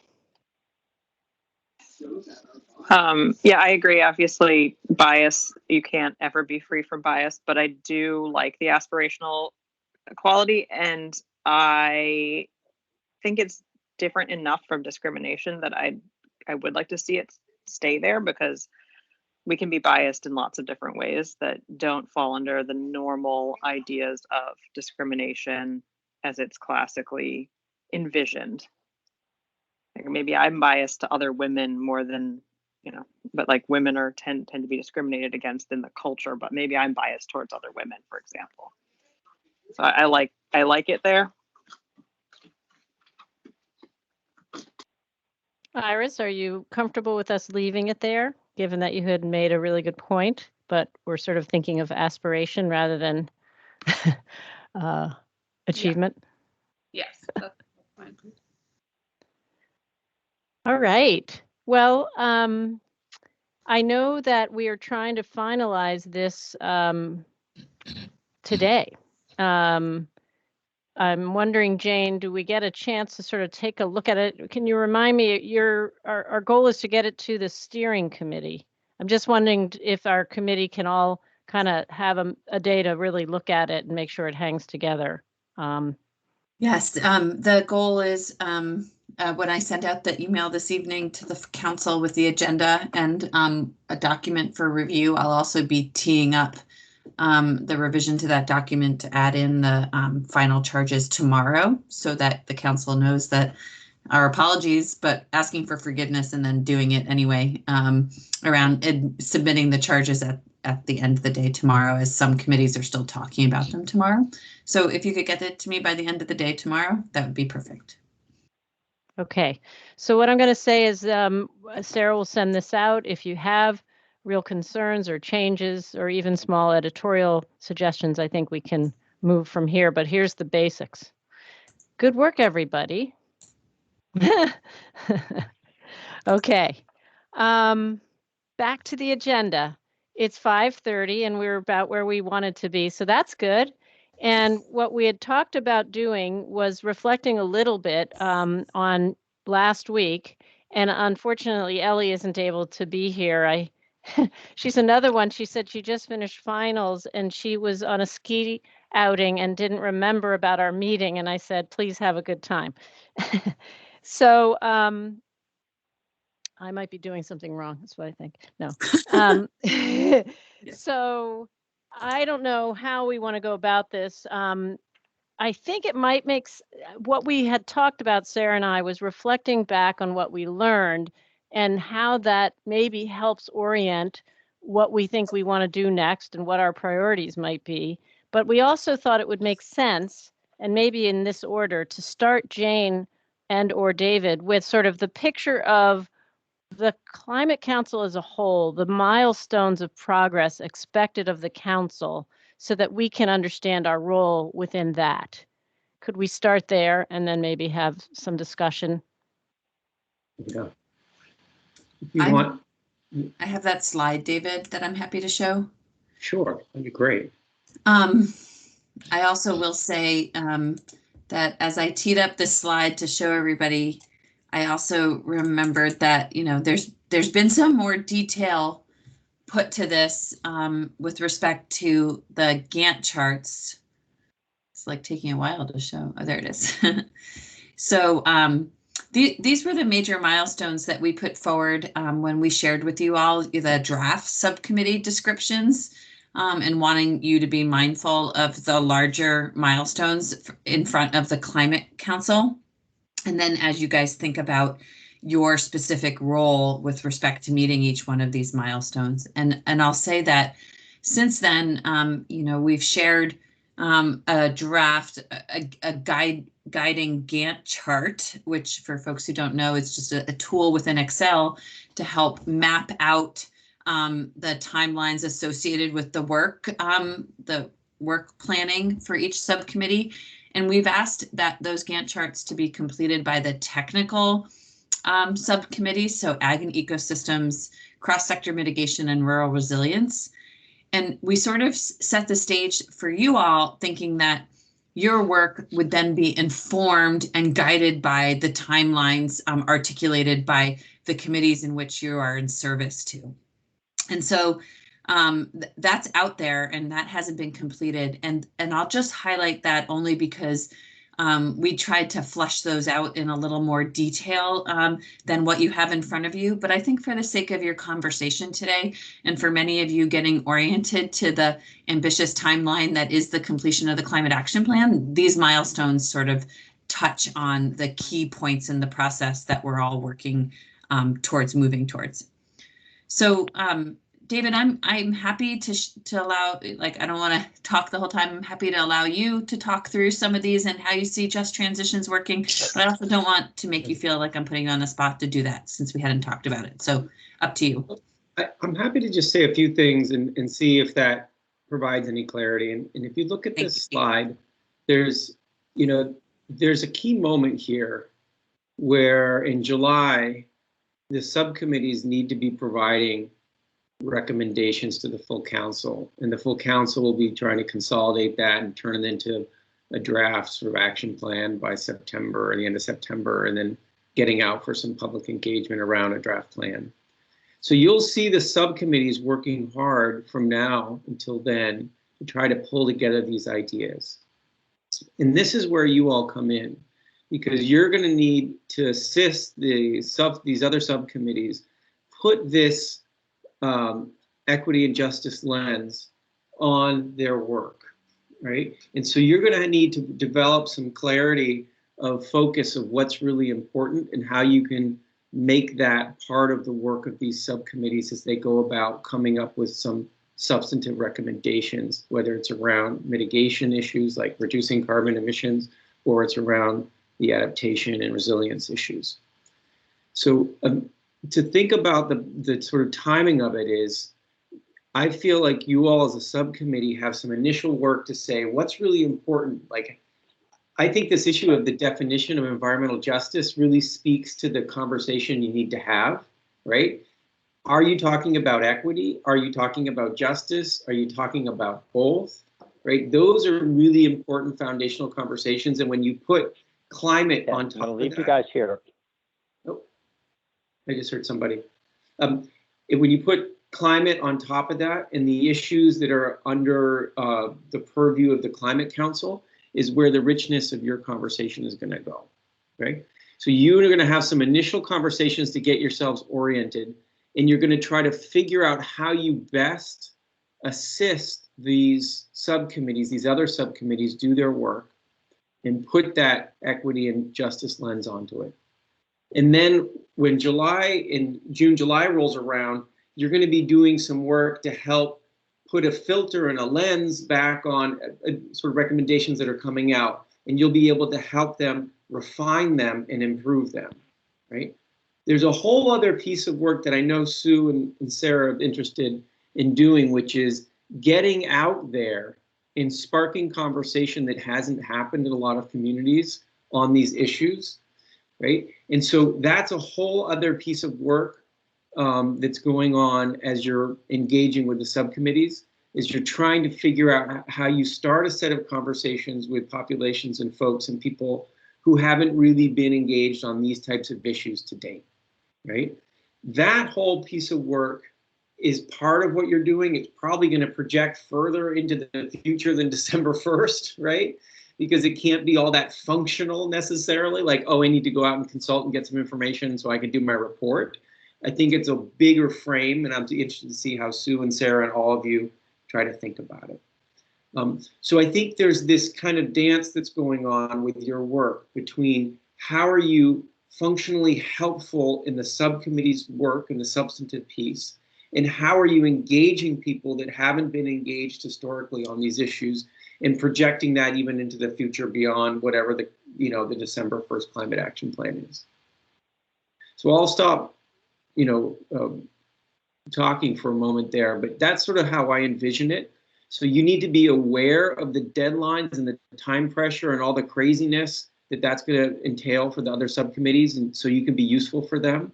And at the same time, it's okay to have a vision that projects further in the future and is less sort of functional. Thanks for that, David. Yeah, very helpful. I have one question, but I wanted to first ask others if they have a question for David or Jane about sort of this big picture timeline that for some, maybe more than half of the people on this call, they haven't necessarily seen, or maybe they've been presented it in an email. A question in my mind, you mentioned July, and I think you mentioned that that would be the time we really try to present the equity lens, or maybe I misunderstood what you're saying, but I'm wondering if, it's striking me, and our two things, we've got the public engagement process that you talked about, which I agree is a longer term thing that I believe we need to begin quickly, and I think we've got a great team to do that with.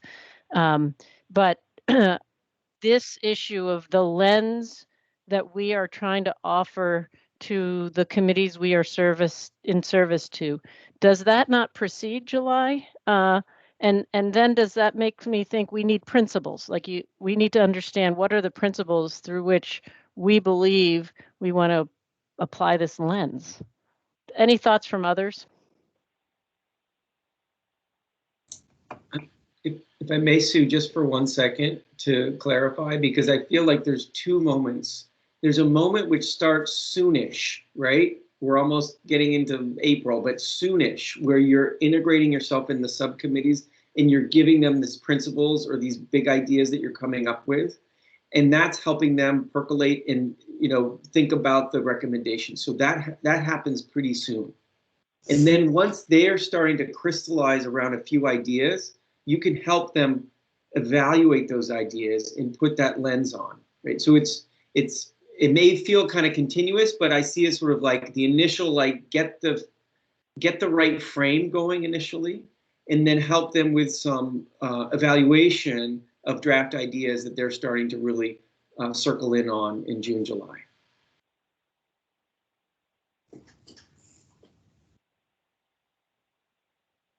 Are there comments, questions? What does that sound like to people? And I think we can take down the sharing of the screen.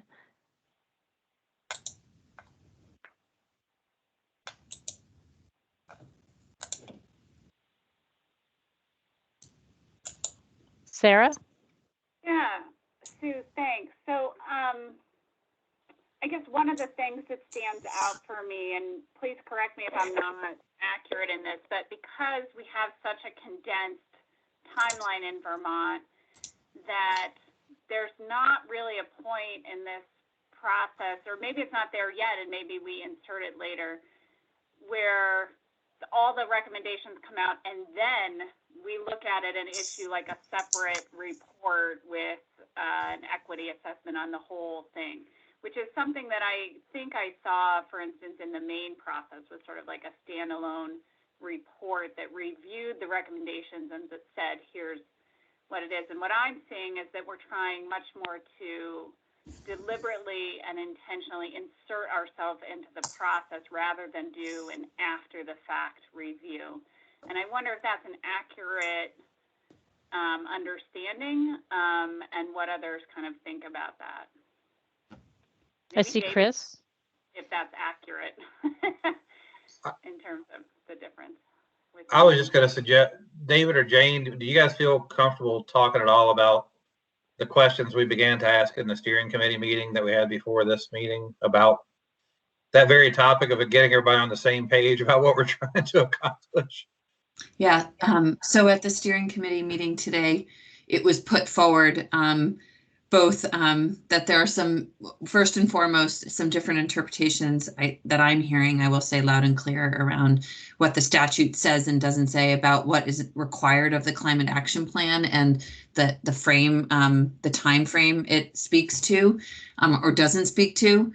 And then sooner rather than later, then we need to come to consensus on sort of what's been percolating up is providing forward a template for a framework of what the actual climate action plan will look like so that all the subcommittees know what they're working towards, what the timeline looks like outward for the goals that they're setting, as well as where you all plug in. But I do think that, so I think that's forthcoming for a substantive conversation and hopefully really soon so that you all have it as access for your planning and tool. I do think, Sarah, your reflection on sort of the distinction of Maine versus us is accurate. You know, I mean, and David can speak to this obviously better, but their equity assessment was contracted out through the University of Maine rather than through a subcommittee. And, you know, I think you all have a tool that is the equity assessment that Susanna presented on to the full Climate Council as a starting point to think about. But I think you are right that besides the principles that will set the groundwork for the committees to put forward strategies and recommendations, that equity assessment and real-time analysis of the policy that's coming out of those committees is likely going to be iterative and not all at once as one final review of the plan.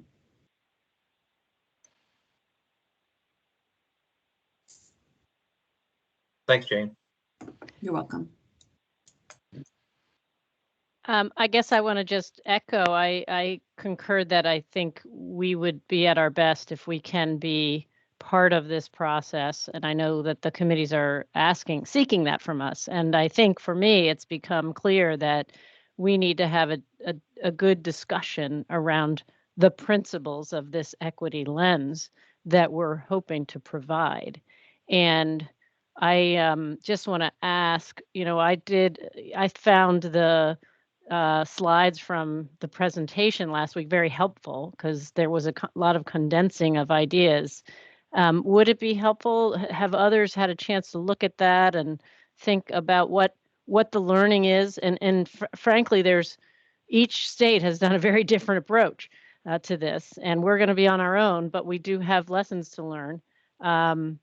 And then this state equity assessment tool, I'm wondering whether people would like to maybe ask Susanna to come and kind of dig in with us to her tool as a beginning to get us excited about what's out in, and is that enough, or what we want to hold on to or maybe work from. Just a thought for if really moving forward with our principles and developing a tool is sort of what we need to be thinking about. Would that be a good way forward? Any thoughts or responses?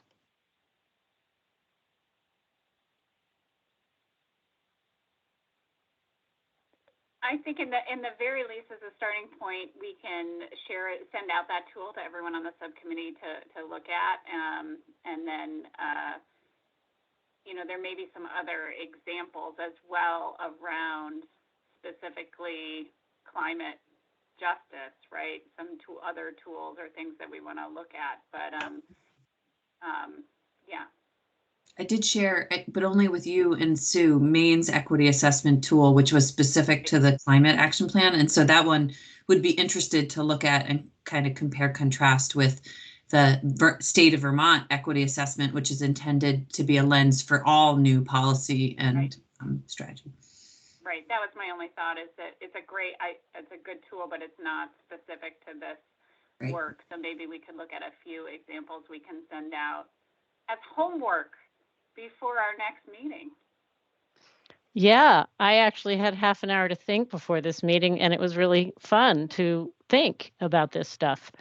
We're about 5 minutes before we wanted to open up for public comment. And I wanted to ask if there's questions or thoughts or inspirations anyone might have at this moment, especially if we haven't heard from you today.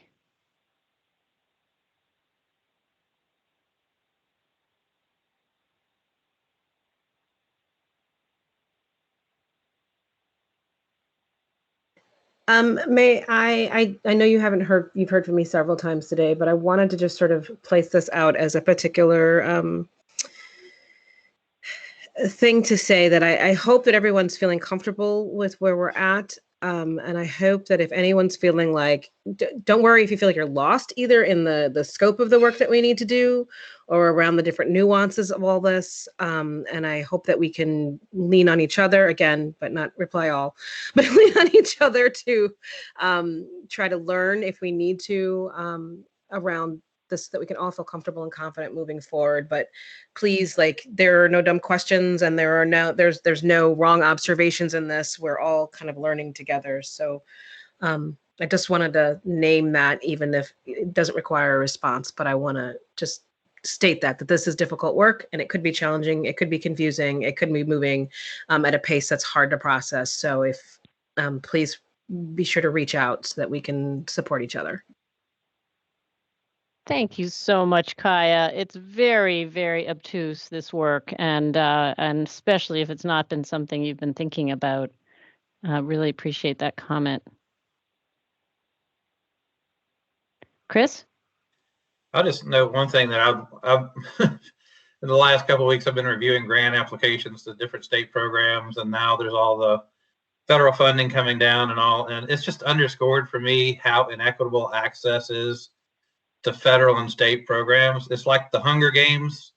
You know, it's like, okay, municipalities, everybody go out and run and try to grab your piece of the pie. And, you know, 3/4 of the kids can't even run. And, you know, it's just, I hope that as we do this work, we might actually be able to identify new ways of getting resources out to communities, to groups, to people, in ways that don't put the burden on the people and organizations and communities least capable, because they just don't have the capacity to do the work to apply for and get the resources that are needed. And that, because that's, you know, this whole meritocracy thing at the federal and state levels, I know, you know, a lot of times there's a struggle to figure out how to do it better.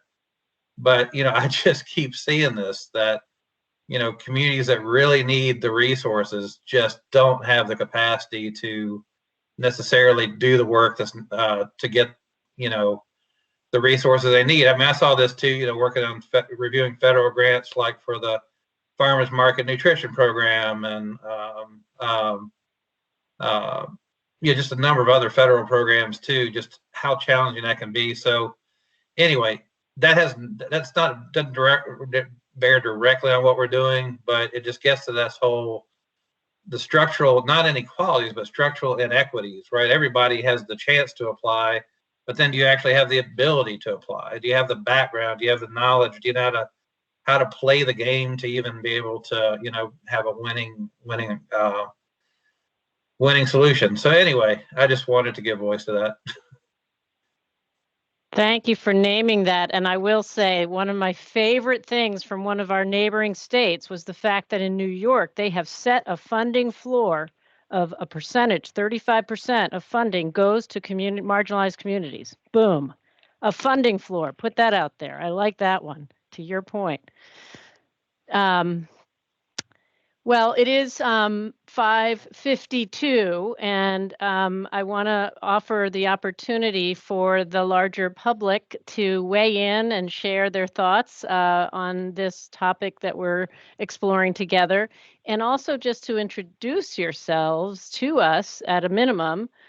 Some of you I know are joining us regularly. Please, I'm just going to open the floor to whoever might want to step in.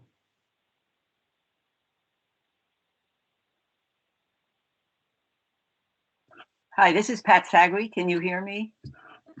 Yes, Pat, thank you. You want me to put the camera on here? I'm sort of We'd love to see you if you can, but there we no go. pressure. Hi, Pat. Hi, I live near the Canadian border in Westfield, town of 500. And I've been paying attention to and had direct involvement in climate change and energy issues over the last 40 years. And most of those interfaces had unaddressed justice issues in them.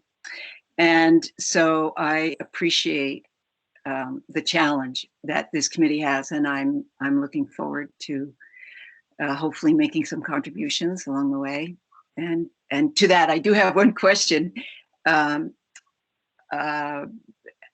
do I just put comments in the chat whenever? I mean, I'm still not sure what the public's interface with the council members are, other than the chat box. Could you clarify that? I didn't attend your first meeting, so. Jane, maybe you can help me, because I don't really know exactly the answer. Yeah, so there'll be a couple of avenues for you to participate. First and foremost, with the work of this committee and the other subcommittees, that there's this core membership, but the idea has and continues to be the idea of concentric circles of engagement. And we hope and expect that we'll bring in additional voices to this conversation at different points in the process. So we look forward to involving you in that way.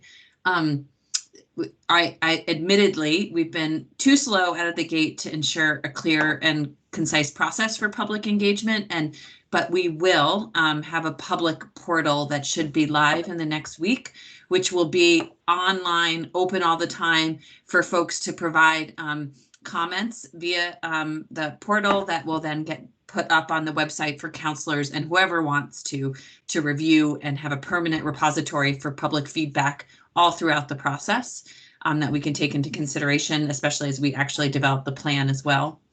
And then there's also a Climate Council email address there, a phone number, and that goes to me. So you can feel free to use that whenever you want. Great, that's helpful. Perfect. And this is David, and I'll just chime in. And one of the things we've been trying to do to help promote the functioning of the groups, whether it's a council or a subcommittee, is we ask members of the public when they're participating in these meetings, they hold off using the chat function until the end when we're doing public comment as a way of having the subcommittee or the council functioning as a group. So yes, now is the time to use that chat function or to just speak like you're doing. But we do ask you to hold off to the end so we can keep sort of the group functioning as a group and forming as a group. Okay.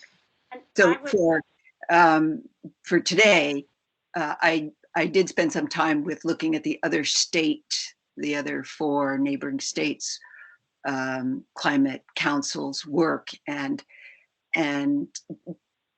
had a few comments about mostly what I didn't see there that was frankly a little disappointing, and wanted to submit those. So would it make more sense to do that in that kind of thing in the chat box, or do you wait? Should I just wait until this portal is set up? Is that a better way to get started? I mean, I think that the public portal, especially if it offers insights that might be helpful to all the subcommittees for across state references, will be a great way. Okay. But you can also please feel free to speak up around any insights that you've gleaned at the end of these meetings too. Okay. Well, I don't know how many other people want to comment, and I want to be respectful of your time here, but one thing for sure is that there's an opportunity, or that we will align with some of the global just transition issues. There's a lot of stuff coming out from the UN. I have a link which I will send forward. But in terms of the framework for moving forward, that it's a global world, it's a global problem, and it seems, for me anyway, it's like that's been my frame. And anyway, just that's all. I can put that one in there today. Thank you. And I think links are really helpful as well. Okay. Thank you, Pat. Are there other members of the public who want to introduce themselves or say anything?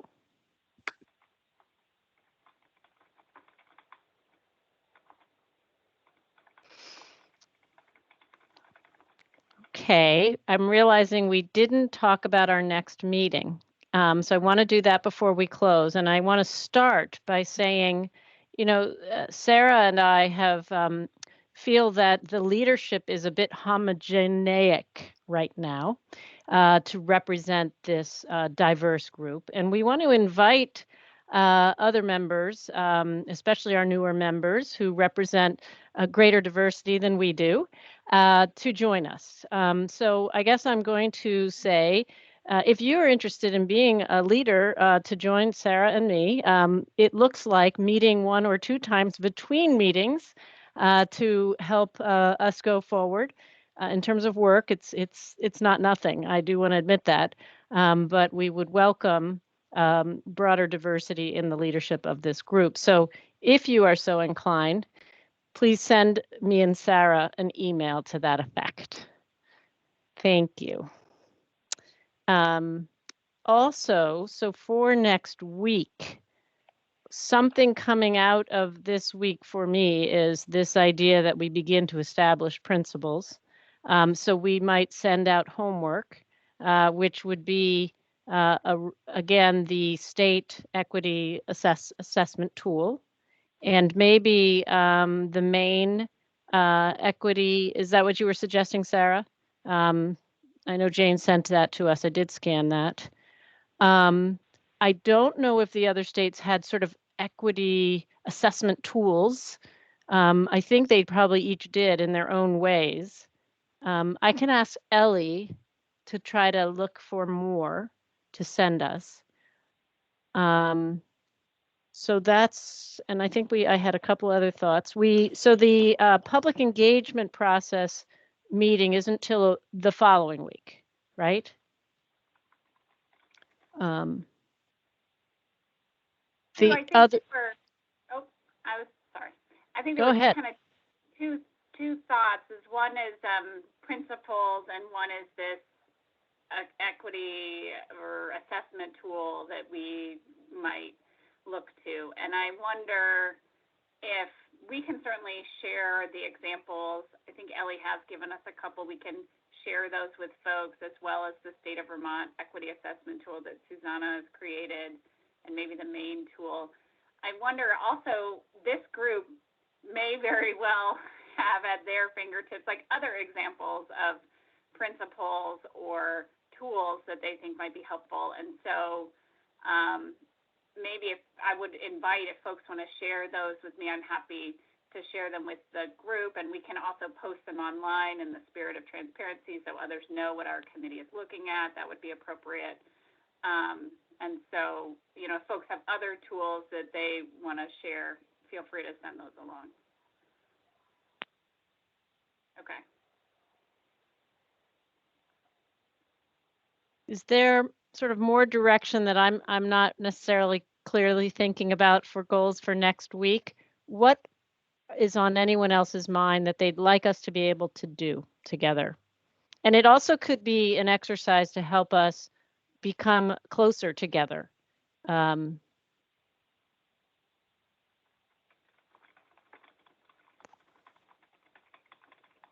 Like maybe there's an interesting icebreaker at the beginning that helps us move in this direction of our principles.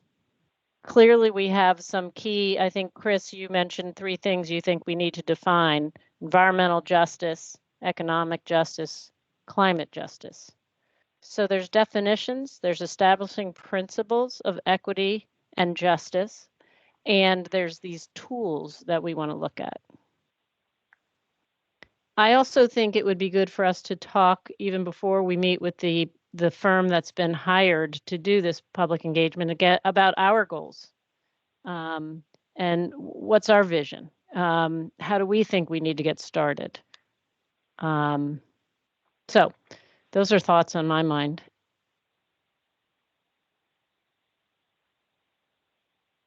That's a lot.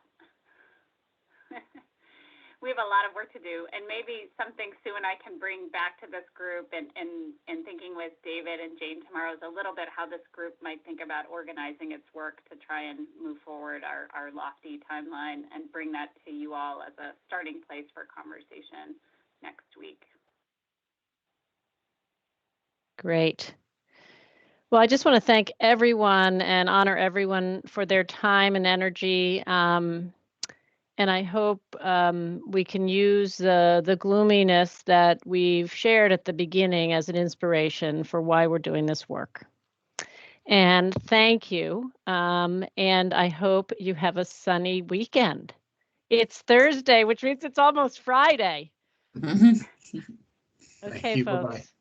Thank you. Thanks, everybody. Take care, everybody. All the best. Take care.